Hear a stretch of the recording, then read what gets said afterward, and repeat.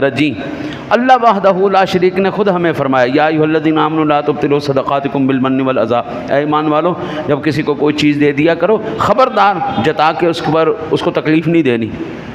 تو ہم گزارش کرتے ہیں یا اللہ یہ اصول تو آپ نے ہی ہمیں ارشاد فرمایا ہے کہ کسی کو دے دو کچھ تو احسان نہیں جتاتے۔ فرمایا ٹھیک ہے بندہ کسی کے اوپر احسان کرے تو بندہ جتائے تو بندہ ذلت محسوس کرتا ہے، بندہ اپنے اندر کوئی غم محسوس کرتا ہے، یار اس نے اگر میرے اوپر احسان کر ہی دیا تھا تو جتانے کی کیا ضرورت تھی۔ لیکن جب اللہ کسی کے اوپر احسان کرتا ہے تو اللہ ارشاد فرماتا ہے میں اس لیے جتا رہا ہوں تاکہ تم فخر کرو اللہ نے میرے اوپر احسان فرمایا ہے۔